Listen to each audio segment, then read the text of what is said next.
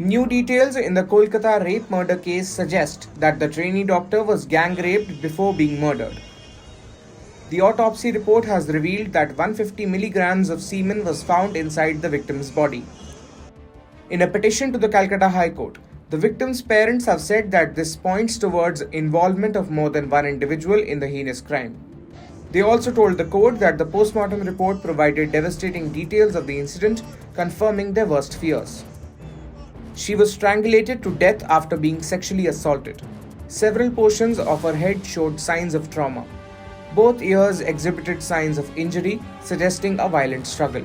Her lips were also injured, indicating that she may have been silenced or gagged during the attack. Bite marks were found on her neck, highlighting the severity of the assault. The Calcutta High Court has now transferred the case to the CBI.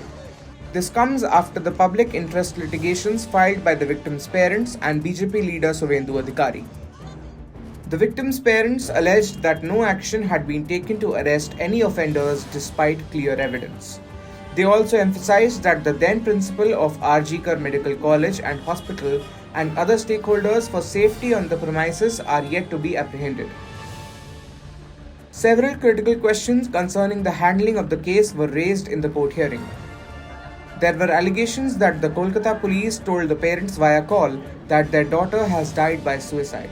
Also, that they were made to wait for 3 hours before seeing her body. However, the Kolkata police and the state government have denied these claims. According to court document, the parents received a call from the hospital authorities telling them of the supposed suicide. Before the transfer, state police arrested Sanjoy Roy, a civic volunteer who frequented the hospital where the victim was murdered. Responding to the allegations of lapse in the investigation, Chief Minister Mamata said, and I quote, "For any investigation, you need to give time. I had set a deadline till Sunday. You cannot take action against anyone without proper investigation. I respect both senior and junior doctors. Cannot arrest people without proper investigation. We will completely follow HC's guidelines and we are cooperating with CBI." Unquote. The High Court came down heavily on the hospital administration and especially its former principal, Dr. Sandeep Ghosh. It questioned the hospital authorities for not filing a police complaint and the registration of the incident as an unnatural death. The court said, and I quote, "When the deceased victim was a doctor working in the hospital, it is rather surprising as to why the principal of hospital did not lodge a formal complaint.